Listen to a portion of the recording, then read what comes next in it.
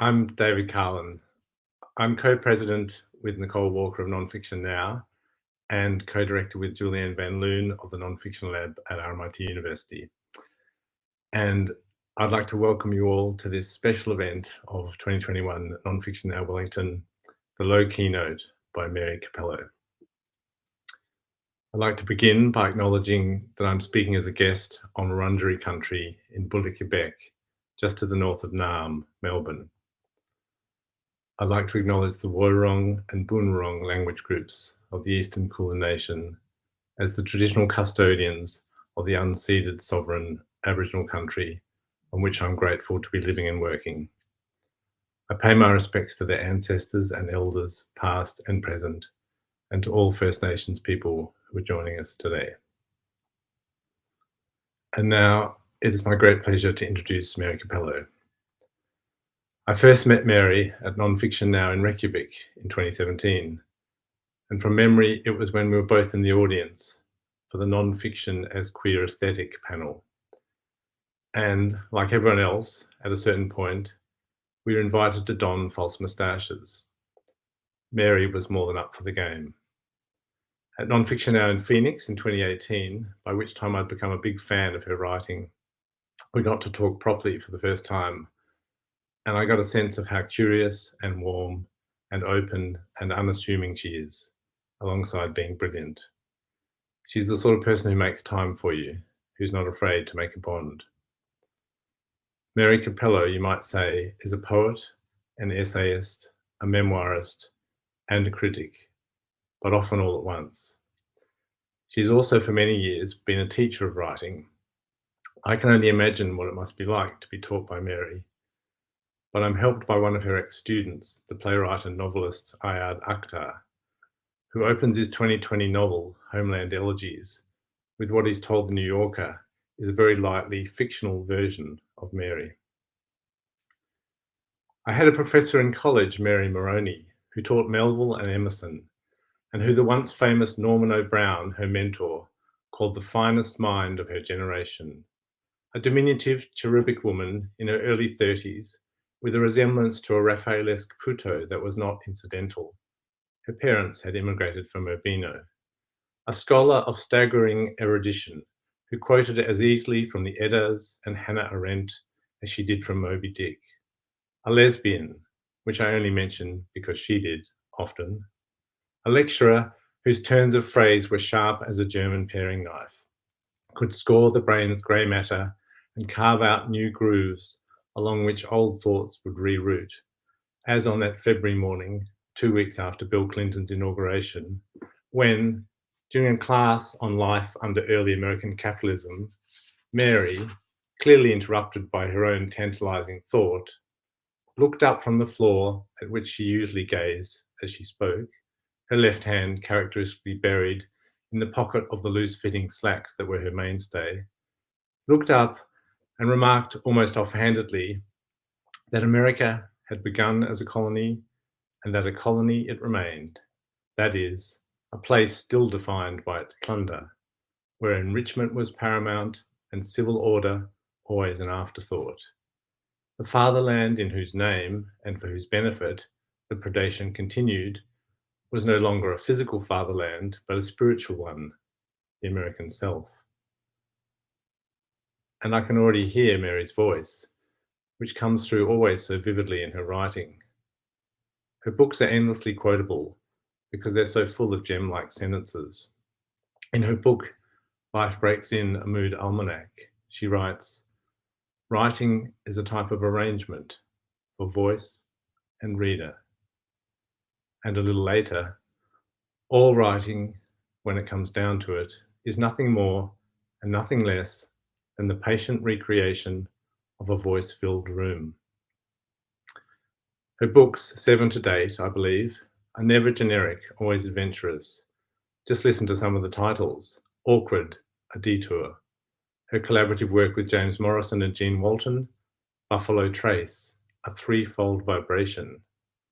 As Dawn Raffel has said, she encourages the reader to look, feel, and think more deeply, to linger and look again. As Adam Phillips has said, Her work is at once comforting and startling.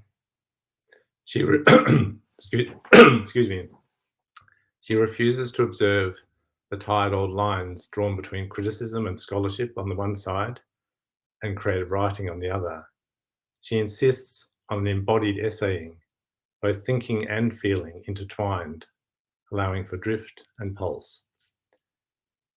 In Mary's 2020 book, Lecture, the first in a new transit book series of undelivered lectures, she describes and celebrates the lecture as nonfiction's lost performative.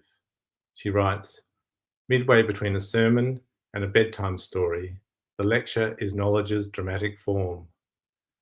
You can see why we would want to invite her to give a keynote speech at Nonfiction Now.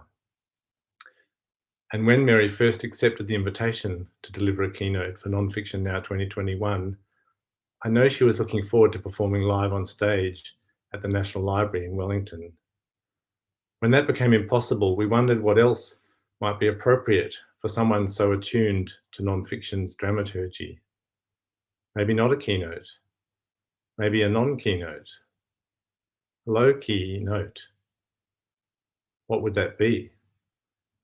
It began from this sketchy definition, a kind of intimate reading, a digitally mediated love note to trace movement, bridge community, and investigate pause.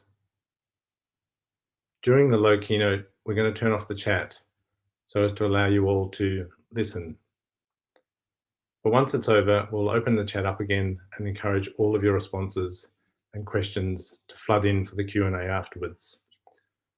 So now, wherever you are, let's gather round with Mary Cappello.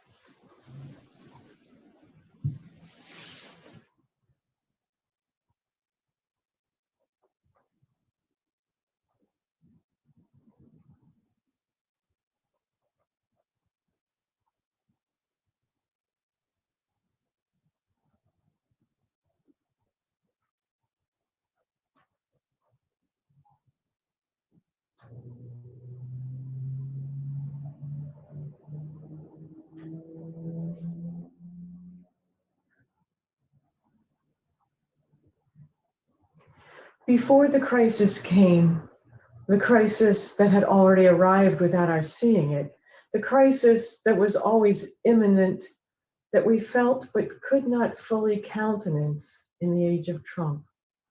I wrote a book about the lecture as a lost and forgotten art form. I wrote parts of the book on little to no sleep while tending to my mother, who had taken a fall in her apartment. She had been misdiagnosed with a life-threatening infection, so my own fever dreams as I camped out on a couch adjacent to her bedroom had to do with whether I properly read her temperature or monitored the shifting hues of her swollen legs as they sped from rose to fiery red. Though my mother had not broken a single bone in the fall, she was terribly immobilized by her injuries. Since she couldn't yet bathe herself, I took on that sacred charge. First, watching a YouTube video. Yes, really, before giving my mother a sponge bath and washing her hair. The first time, I wasn't fast enough to dry her, and she was overcome with cold. I was trying too hard to get the nursing right.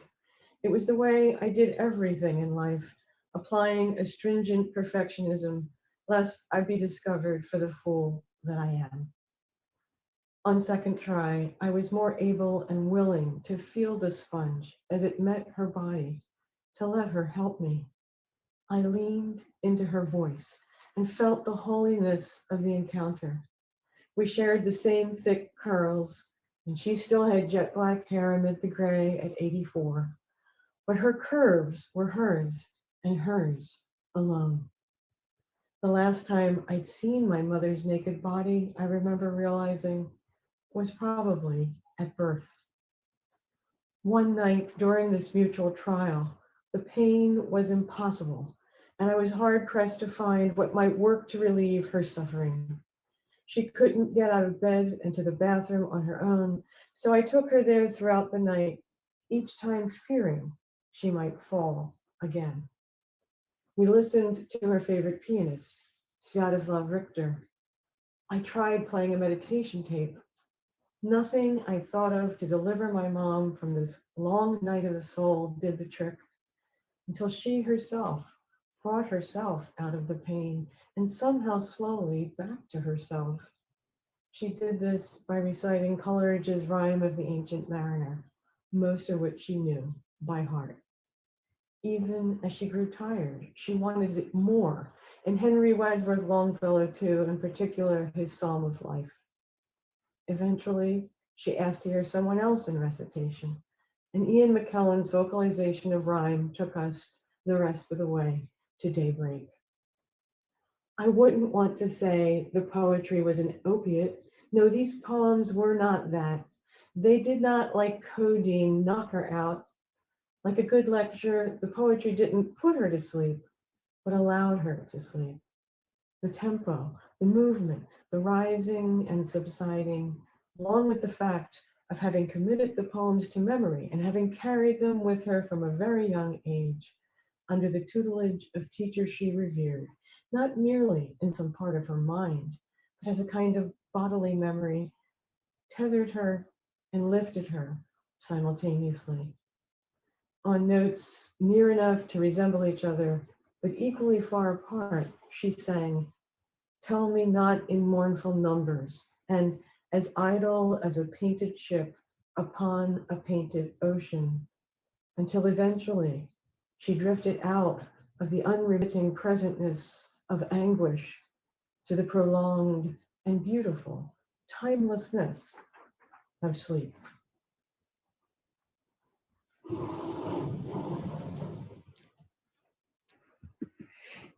Well, hello, everyone. My name is Mary Cappello, and I would normally say I am happy to be here, but of course I would be so much happier if I were with you in New Zealand.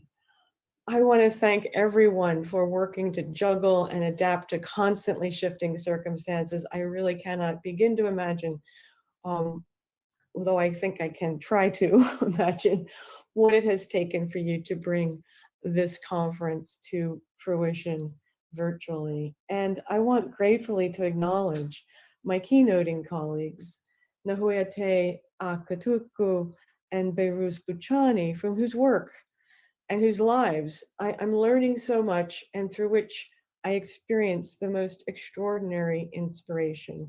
I'm very sorry not to have the chance this time to meet you in person. Recently, my 11-year-old nephew, whose dyslexic struggle often reduces him to a puddle of tears before the words on a page, opened a virtual homework session together with me with the words, "Shall we?" I have no idea where Hayden might have heard this locution, so full of grace, archaic as an invitation to the dance. I held the phrase close, not only for the joy it incited or the buoyancy it bespoke, but for the attention it drew in Zoomland to the absence of a threshold, the digital nullification of an invitation and extended hand, and the necessity, if we're truly to begin anything, of a shared for silence, a redolent pause.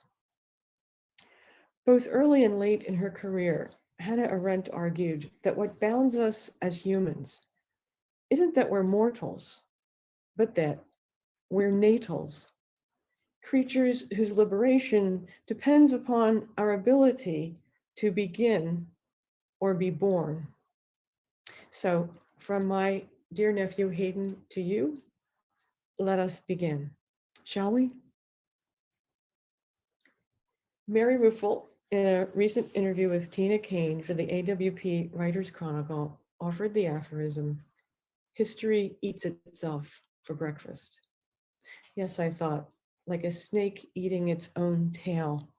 History forgets itself and consumes itself, and especially in the hands of a sort of journalism that brands experience before we've even had a chance to know experience as such, or to limn the very terms of our living alive to life itself.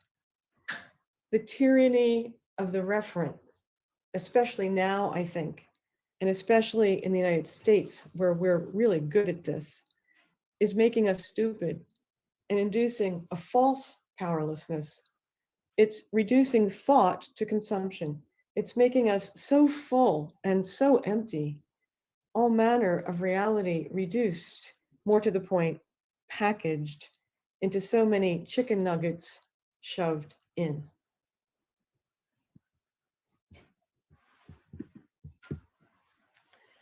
You know as well, and no doubt better than I do, that the writing mind is not so much an expressive mind as it is a listening mind. When I read a person's sentences, I experience their unique way of hearing. For a long time, the only people I wanted to listen to who seemed to have something to say and the words with which to say it against all odds were George Floyd's brother and Jacob Blake's mother. And they made me wonder if someday I could become something other than what oppressive regimes would wish for me. The writer as harmless blunderer that Czesław Miłosz describes in The Captive Mind. A keynote is a tone of address and also a time of address. And I moved in light of the time difference entailed by our residing on different parts of the globe, by the prospect of our co-creating an ode to mutual presence, our charge, as I see it, to imagine something worth listening to together this nonfiction now, to make something remarkable, even if it's just to remark time, to reclaim verbs and invent verb tenses, to renominate the nouns that are so essential to nonfictive practice, no matter the extent to which they've been currently co-opted or corralled. I'm talking about attention, susceptibility, and speculation. Maybe in the end, to conjure our bodies, so many bodies that the internet can neither tolerate nor literally bear. Let's remark time. My heart does not pulse at the same rate as yours, nor does that of the person next to you. And the snow falls at a different pace than my breathing. And the wind whips in time with a movement I can't see, but only hear, like the plants in my garden, unfurling each in their own time. Some dying with seasons change, others merely dying back, which is to say, sleeping in, until some further turn of a soil and proper arousal or calling. There is no such thing as time, but only adjacent temporalities. And the greatest essays, like the greatest poems, arch, which is not the same as arc. They reach and bend to the tune of numerous swift callings or slow. They keen, they lean into the prospect of not one, but many simultaneous times. This time of ours is many times abounding, not multiplying, but layered and adjacent. If a nonfiction exists that can adequate this, and I think it might be helpful collectively to create a shared archive of such, then a language would also have to be invented to describe its partitions and its sounds. Is it possible to gather together in one space the time it takes to turn a page, to be here now, to turn away from the keyboard or remain in its thrall, the time it takes to not be taken or be had, this time of our keepsaking and communion? An essay opens. Life reveals itself to us in particular times and on particular terms. Maybe all writing, and joins us to consider a poetics of emergence. Nonfiction is a literature of noticing, and noticing is primarily a temporal affair, as is attention. Attendre means to wait and to love. What do we tend? When I ask my students, they answer wounds, sheep, and children. In an email, another writing colleague, Rachel Rothenberg, explains to me how these times are rife with, quote, soft and barely durable archives of what is lost and what there is to lose. Enduring materially, she writes, but requiring such great effort and care to carry them through time, through catastrophe. Someday, we may wish to expand upon this, and we may or may not be able to. I'm here to tell you it's okay if, like me, you have not written anything since March of 2020. Pause, rewind, play.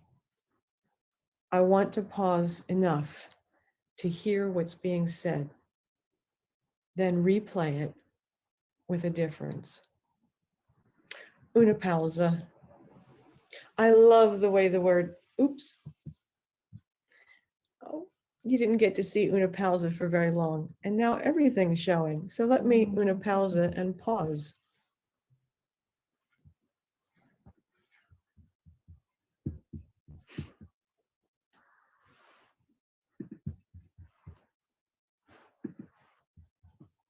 Una pausa. I love the way the word sounds in Italian, how it makes me hear nothing but zzz. In English, I picture the quiet of a cat's padding, its paws, and I feel the prospect of an opening and a time that needn't be filled.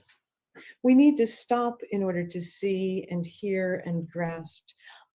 I'm here to say it. Let's get off the productivity treadmill and become the new writers. I almost wrote critters. Our shared crises necessitate. Well, critters would have made sense if you were seeing my cat, but instead you're seeing this word. So let's just stay with this.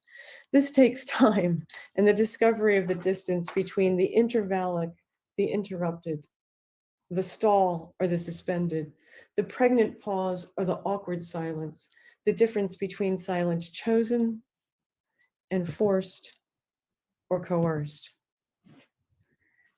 The weather is changing. Have you noticed? Here in the Northern Hemisphere, I hunch, I huddle, I consider what life force moves me, not just what physics, but what language moves me, warms me, and makes possible my embodiment. We're going for walks more, and on one walk out the door and down the street, I recognize a piece of my writing on the ground, having floated out, no doubt, from the recycle bin. In a letter to nonfictionist Eric Lomé, I wrote, as for keeping a journal, I'm hopeless where that's concerned. And I have a tendency I've never been able to curb around keeping all manner of notes on Post-its that inevitably get lost or sucked up by a vacuum cleaner. The other day, Jean and I had the most hilarious experience when, on a walk, she noticed there was something hanging from the back of my winter coat. It was a Post-it note with some thoughts toward my next book project. I have no idea how the note got there, but I think I just have to embrace fragmentation as my way. Words, even at the level of the phoneme, I believe, have built within them all of the possible but unformulated questions we could care to ask or answer. If only we allowed ourselves to be summoned by language, if only we could learn to heed a single letter's call. One morning, as I lay dreaming, I find myself playfully beset.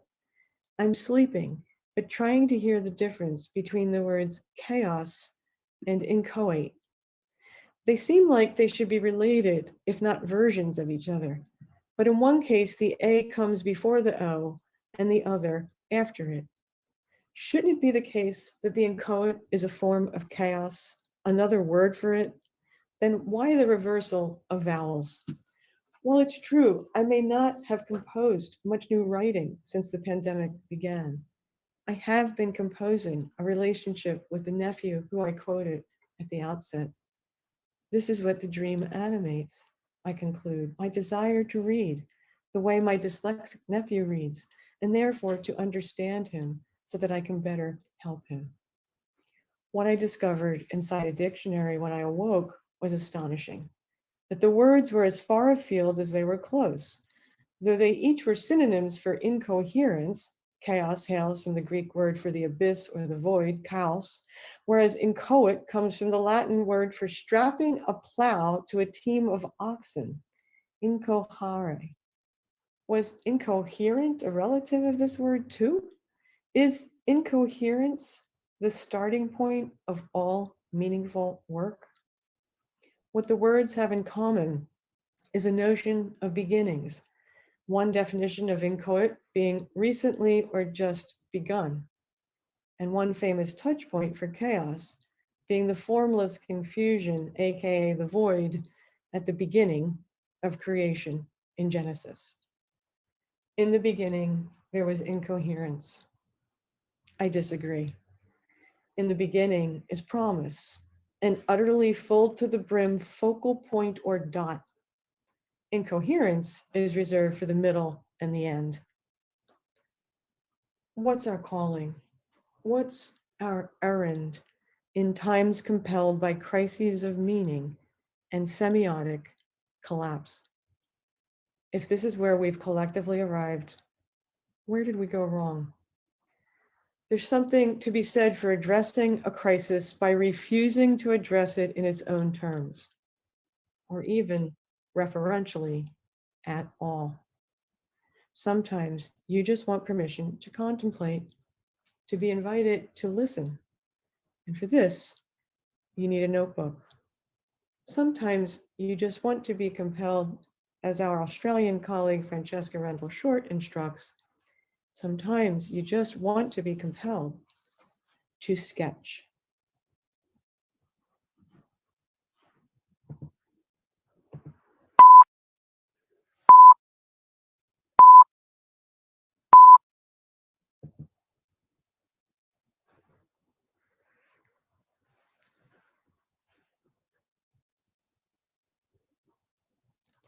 Let's listen, and if so moved, sketch.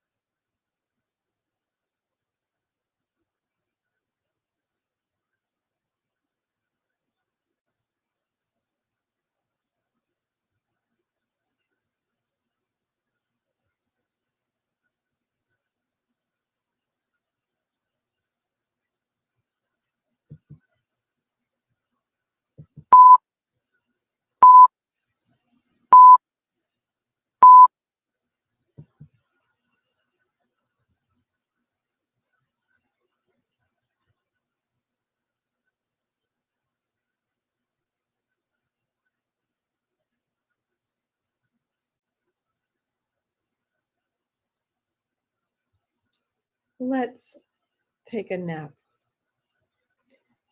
From Georges Perec, The Page. I write, I inhabit my sheet of paper. I invest it, I travel across it. I incite blanks, spaces, jumps in the meaning, discontinuities, transitions, changes of key. I write in the margin. I start a new paragraph. I refer to a footnote. One, I'm very fond of footnotes at the bottom of the page, even if I didn't have anything in particular to clarify there. I go to a new sheet of paper. On notes and naps from lecture, a lyric manifesto. When was the last time you allowed someone to read to you? When the last time you longed for this, to read you to sleep or to read you awake? This lecture, like all lectures, hovers between the two, and its most heightened response, which is also its favorite temporality, is the nap. The lecture's most defamiliarizing power might be its invitation to us to sleep in some place other than our beds. And in this, it conjures our earliest memories of being read to, as though we cannot find that place in our adulthood beds, but must be jettisoned to a space unbecoming us, wherein some kind guide, gathered for a purpose unselfish, invites us over a threshold and bids us rest. We begin in darkness and return to darkness, and in between are granted a modicum of light. And thus the lecture shines the light into the light, or better, allows us for a spell the growth agent that only wakens in the dark. Darkness stimulates. No fog, no lecture. In attending a lecture, I'm hopeful to exchange one fog for another, sometimes a brighter fog, other times one navigated with more confidence, one that distracts me from my own fog by introducing a more enticing one, a fog till I are taught my own, thence to sleep. But fog is not what we need, you say. We need water, untrammeled by pollutants, and air too, clear as bells. My point is just that. At the lecture, I encounter a fog that makes the ship that is my body clearer in its outline than ever before. And I get there by way of the lull. There was a lull in the lecture, the ripe pause. You missed everything else, even stopped listening, but you needed the sound of the voice in order to continue to pursue the thing the lecture gave to you. The juncture in a lecture when I become fixated on my notes requires the voice of the lecturer ongoingly. In a Stephen Jay Gould Tanner lecture, I pause on the detail of how a tiny bone that had served as the gill support in fishes came in time to take up residence in the mammalian inner ear. I missed whatever the rest of the lecture was about, but I need his voice to stay here. The room absent the voice would be like draining the room of water and expecting you to continue to swim. Once under, it'd be like subtracting the foghorn or sonar that enables us to remain submerged. What is a nap in this context but a non-affirming nod, a type of note? I'm not listening, and I'm not listening. I'm noting. My love of notes and note-taking is essentially sensual. Inspired by my immigrant cobbler grandfather's voluminous notes, jotted onto the material of his trade, and marked by the pauses in his otherwise interminable workday. And I just wanted to share some of those manuscript notes with you.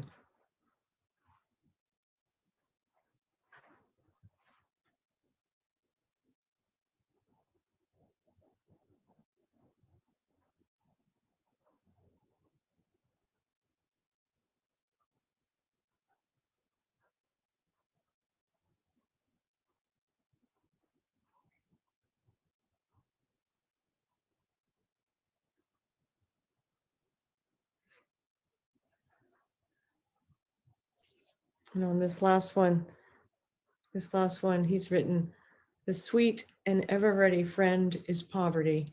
No matter what you are, no matter what you do, no matter what you have, poverty is your pal." So my love of notes and note taking is essentially sensual, bound together with three memories of feltness from my satchel clanging schoolgirl days. There's that combination of care and longing I recall when too young to read. We'd be sent home with notes pinned to the front of our plaid uniforms. I'd be out of breath from running or in anticipation of bolting through the door, when a hand without a face would pull me toward it and attach a piece of paper to my person with something written on it. It'd be a message to our mothers about a school assignment or a class trip. The hand was warm, the small brass safety pin cold. The paper was white and cotton. The cloth was green and cotton. The press of their finger to my chest was somehow loving, or at the very least knowing. It knew that the note would stay affixed in spite of any rough and tumble movements en route with it. I was and wasn't aware of the note, part of it and apart from it. I wanted to know what it contained, to learn to read it, but I also liked the feel of being nothing more than a carrier pigeon. And the moment of revelation when delivering the note in the form of myself to my mother, she would hold it to a light, unfold, and decipher it. There were afternoons, never mornings, when a teacher would announce the occasion of a film strip. Then we might settle in for a good dose of boredom, since film strips always also bore the label educational. The film, more like a series of slides that were lent the feeling of cinema by an accompanying soundtrack, would be fed into a contraption by one set of hands, while another set of hands dimmed the lights to nearly total darkness. The metal apparatus gave off pulses of warmth from its motor, and the whole affair was accompanied by a fuzzy sounding beep that signaled to the operator, also known as the teacher, to advance the film. I experienced, if you can believe me, the beep as a dot or point or note, sometimes red and sometimes black. The voices on the accompanying cassette tape or record player often crackled and sometimes gurgled as though suspended in some underwater place. They were never crystal clear, and the dot, I mean beep, would both wake me up and bid me sleep as it slid Doppler-like, elongating, then contracting its tone, always out of sync with the image, which sometimes would get stuck between frames.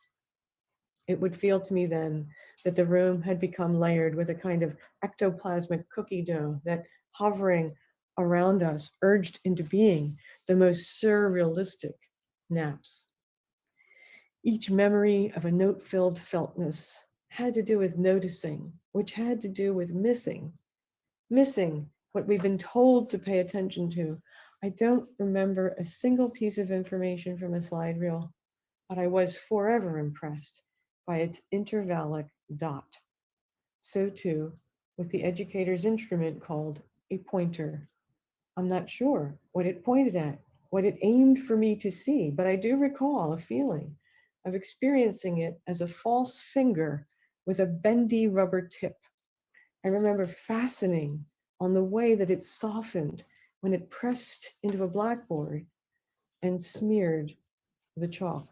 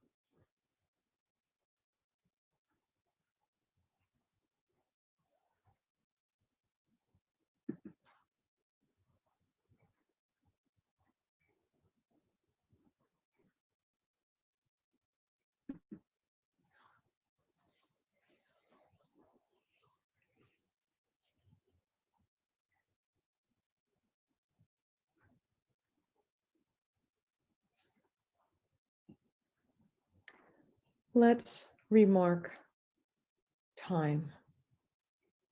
Eve time. From called back, my reply to cancer, my return to life. What's more profoundly felt, the day of a marriage or the day before?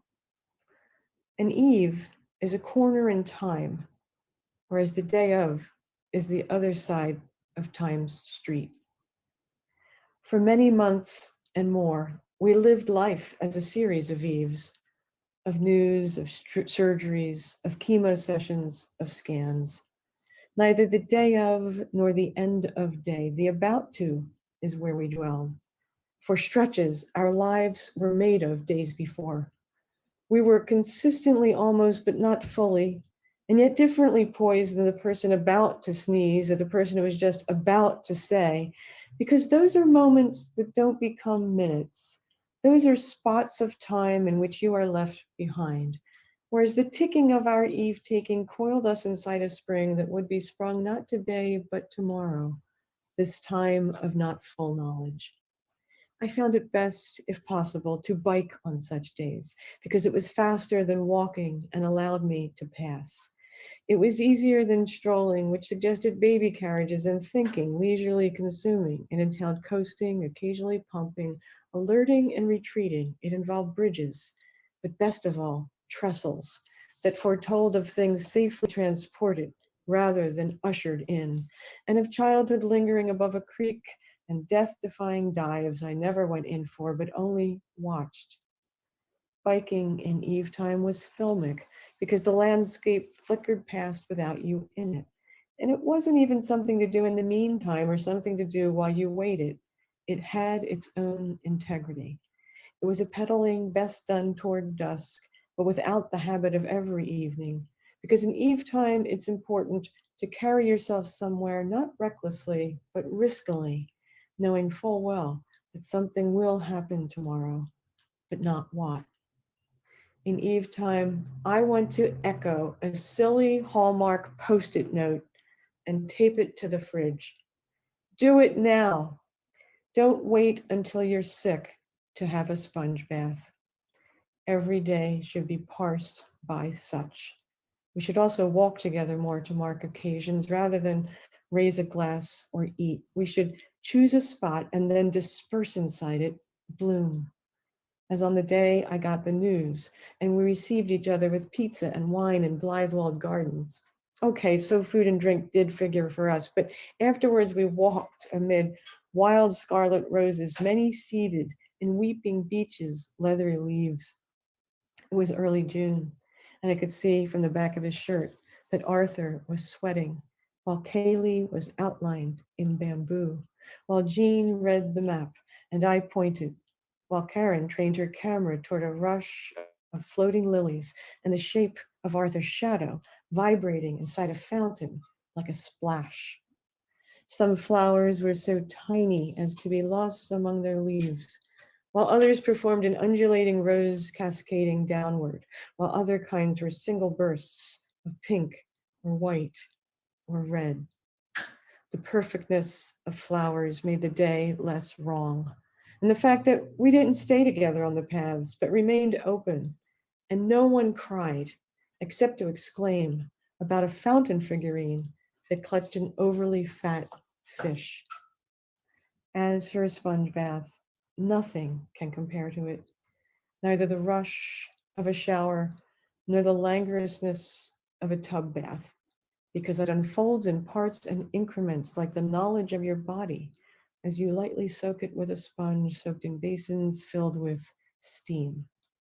The touching and cooling is the best part, and the realization that you have no plans for the evening, because the entire day from here on in is made of eves. And George Perek's going to help bring me home again from the page. Studious readers are reading in the libraries, teachers are giving their lessons, students are taking notes, accountants are lining up, And I can't read my page because there's a Zoom bar obscuring it. Apprentice pastry cooks are stuffing cream into rows of cream puffs. Pianists are playing their scales, sitting deep in thought at their tables. Writers are forming lines of words. An idealized space, an idealized scene, space as reassurance. Well, that really should be the end, and I should walk off stage, off living room carpet. But there's a coda, of course, a coda, a chance to begin again and again and again. And I just want to say that I want to thank you for dealing with the amateurishness of my presentation, because that is the imprimatur of the essayist. And I refuse to correct the mistakes. Well, this is the 25th take, but I refuse to just try to make it even more whole than it already is. And would you believe that I'm having a low battery sign, about 1% left in the battery? Maybe we can plug the computer in now, and this won't have been all for naught. Well, okay, a coda. What's really missing, and I'm most sad for, really, in the situation that we find ourselves of having to virtually perform, and is this, it's spontaneity, it's improvisation, and it's true precariousness. So I'm really looking forward to the Q&A. And precariousness, really, I think, is that which is engendered and even necessitated by in-person encounters and by art. And so for that, I'm going to close in a moment with a brief passage in A Day in the Life of my 6-year-old niece, Mary Cappello. And I just wanted to say that if I've brought into this digital room something of the children in my life to share with you, I think it's because these past 2 years especially have put me, as it has so many people, in mind of our children as recipients of the disasters that we have wrought. And I've thought about the need to bring them to the table. I've never been to a conference that included children. I wonder if the conference of the future is one in which they literally appear and instruct us. But here's Ava to close for us and begin again with her performance of spontaneity and improvisation.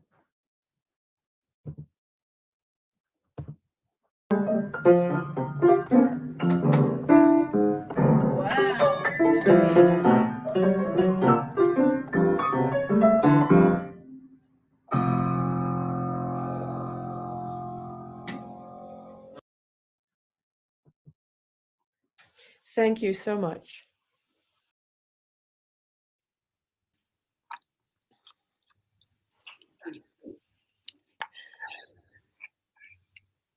I'm just going to do an amateurish response. Thank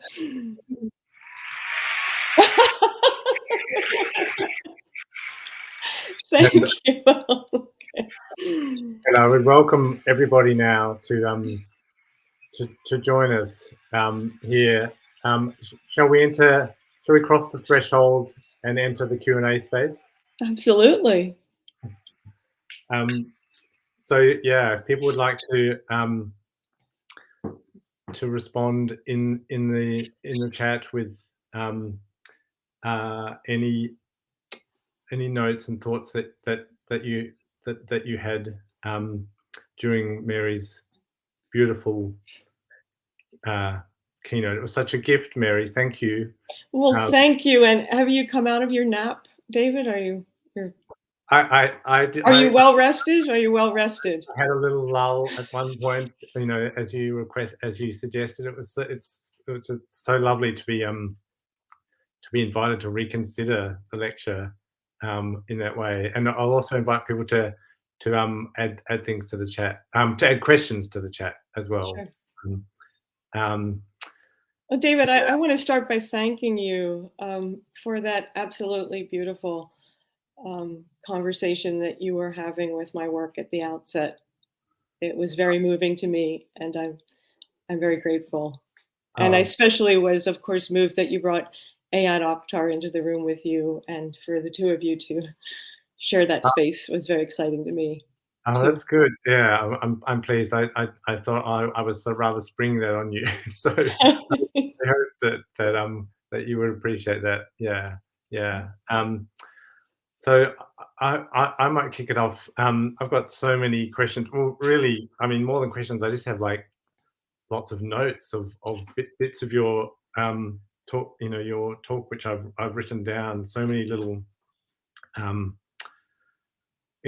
phrases: an ode to mutual presence, a poetics of emergence.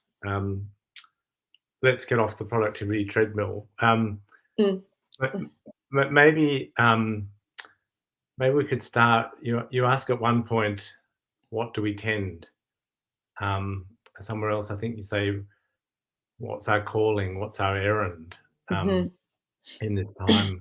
And also you say, if only we allowed ourselves to be summoned by language. So how? I mean, you've kind of shown us how to do that, I suppose, here. But how do we encourage that in ourselves and in others? Yeah, do you want to just talk a little bit more about that? The this notion of calling and errands. Yeah, well, thank you. Of course, I have written a book called Back, which actually has Emily Dickinson in mind. Those were the last words that we know of her to have written in a letter to a cousin called back. And well, of course, to be called back is to be incited to recall. And so pause, rewind, play. How can we find a way to remember when history eats itself for breakfast, as I quoted from Mary Ruffel at the outset? We are obliged to witness, as nonfiction writers, the shared and daily disasters that we are both responsible for and in some cases victims of. And so calling means so many different things to me. Not least its acknowledgement of memory and its importance, but also I think the way in which it asks us to think about a kind of writing as a sort of spiritual act and responsibility. So what do you and I feel we are answering to is something or someone, some entity, some reality, requiring us to turn toward it, to attend it. I love that you start with this question, not least because there are so many keynotes that I was going to give. Everyone has to understand that I was offered this very lovely invitation in something like October of 2019. So that's made for a somewhat torturous time because, and I will never forget the beautiful phone call from Patrick Madden. I was hosting Alexander Booth at the time, a literary translator from Berlin at my university here in Rhode Island. And so he was here. And, I don't always answer the phone. Maybe I did recognize the number, but there it was, maybe a number from Utah. And it was Patrick Madden calling with this startling invitation. And at the moment, after I hung up the phone, and of course I was hosting someone, so maybe the next day, I actually kind of wrote a keynote on the spot in my office at the university. I have the notes for it here. Yeah, here they are, some of them. Oh, wonderful. I can read some of them to you if you want. Yeah. They're kind of funny. And then, in time, of course, it had to morph into the New Zealand Keynote notebook. I think you'll appreciate this point, this note to myself. An interactive component? Go wild, Cirque du Soleil, order a trapeze and jugglers. Ever since I said nonfiction now needed more of a carnivalesque feel. dress like Taylor Mac. Anyway. You've got the purple light in the background, so. My point is, okay, there was that first invitation. I got very excited, wrote something about the notion of keys, then started taking notes. Then, of course, things got, if they could get worse and worse and worse in the United States, they did. And the erosion just kept on.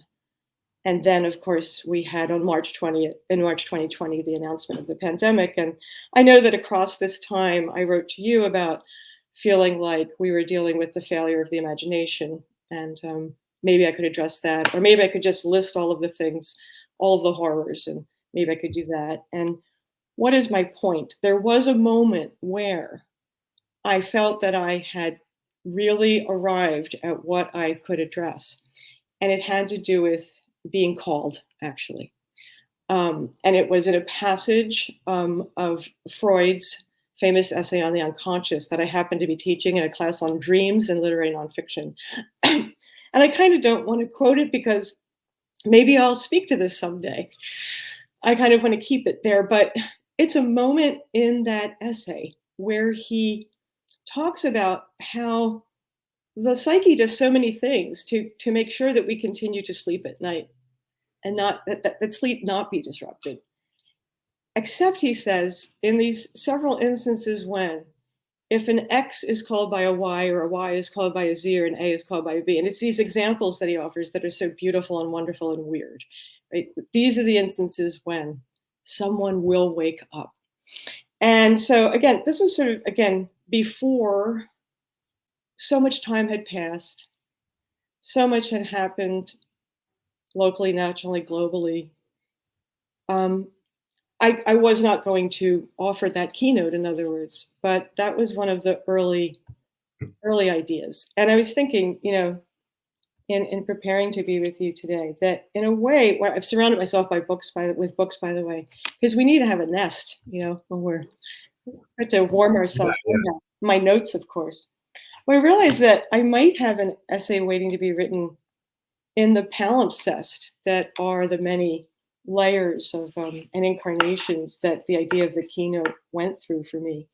And if I might do that, would I discover something at the bottom of the palimpsest that might tell me what it is I really could address, or maybe in the spaces between the impressions, and I thought, well, perhaps what I'll discover is that at base it's a fear of death, or a fear of being murdered, frankly, in this country. Or maybe it's the willingness of a voice. I don't know. I don't want to make up what might be found there, but this is my response to your question of what it means to be called. I actually have done some writing about erranding and the idea of writing as a kind of pilgrimage, but that's probably enough. I think we'd definitely love to read that essay, or to be able to see your whole series of lectures, all the different keynotes that you, as a series. And as you know, but the audience may not, this is the one I did not wish to give, which was a digitally mediated anything, because right. I'm a bit of a technophobe, and I'm sort of Zoom averse. So at first I didn't even want to attempt this, but I'm very happy that I have. And I must say, I think you've done it very beautifully. So I can see that there are some questions from the audience in the chat. I just want to ask one more question before finding some of those to ask you. Just something which I was really intrigued about. You said you circle around the notion of the crisis, the times that we're in. You talk a lot about time and remarking time, and that's a beautiful phrase, our adjacent temporalities. And I think you mentioned early on this idea of the tyranny of the referent, and then you say refusing to address it in its own terms.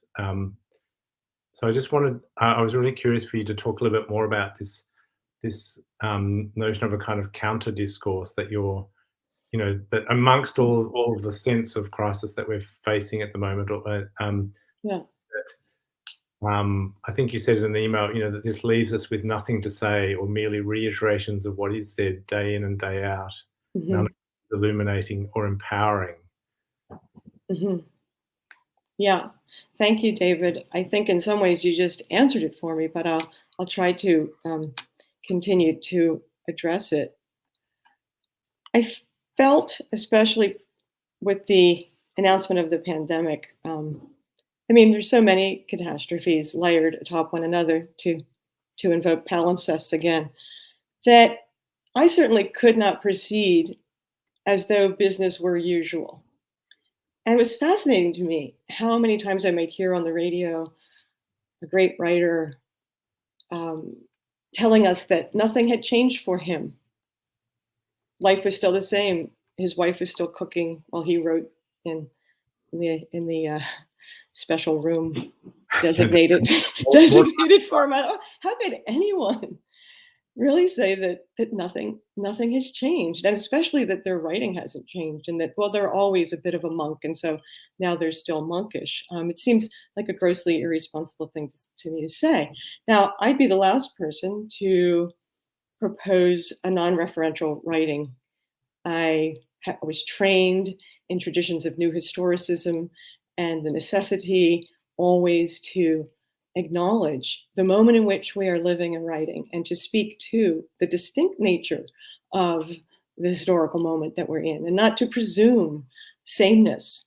And so for me to come to this project with the obverse of my training was really surprising for me. I decided, in other words, in the end, I'm not going to address any issue in my keynote. I'm going to refuse to be referential to the extent that one can, precisely because I feel that, especially in the hands of journalists, which inundate me daily, all that I get is a kind of packaged version of reality, a branding. And even with some of the finest and revered, whom I revere as well, public intellectuals and such, I noticed that after, again, the pandemic was announced, there was a flood of writing, all of it pretty much the same. And a lot of it, I thought, being articulated in the language that the catastrophe itself had supplied us with. And I certainly felt that the world doesn't need to know about how I'm experiencing the pandemic from my white middle class perch. And I don't need to be reproducing what I already know how to say and how I already know how to respond. Mightn't this require instead silence, quiet, pause? Might it require that I await the new language? That it still has not announced itself to me, I'm afraid. Though I do, again, appreciate your giving me this invitation so that I could try to assemble something shareable. So maybe I do have some language, I don't know. Of course, I relied on some old language, some writing that I've already done, right? Though the whole opening gambit was brand new. But yeah, so for me, it's this question of the tyranny of the reference. Let's not be referential. Let's find a way to be called and to address the reality of these times that can't really be anticipated, and in words that have not yet been found. And I think that really is the lesson of essaying and of literary nonfiction anyway. It always has been. Montaigne, I take it from an uncommon point of view. I start from someplace else, though I think it's a little more profound than that now. And I note how Ruchani coined words and created, in a sense, a new language for the very harsh realities that he was living. So I hope that answers your question. I've become aware since offering the keynote, putting it together, and realizing, well, first of all, I never could have anticipated that it would have been framed with sponge baths, and I didn't know that I had written twice, more than once, about a sponge bath. Once in bathing my mom, and that was written in the pandemic, and And so I'm not entirely truthful about not having written anything. And then, of course, giving myself a sponge bath, that was surprising to me. But then it made real to me the necessity of the body and embodiment, But coming back to what else I think my Low-Keynote kind of instructed me in is the idea of beginning and feeling like, we hear the verdict from the Rittenhouse trial here. We hear yesterday or the day before of another school shooting in the United States. The phrase sadly becomes meaningless because it's so common. And whenever these things happen, I find myself asking, where do we begin? Where can I begin? Or more direly, I hear myself asking, is this the beginning of the end?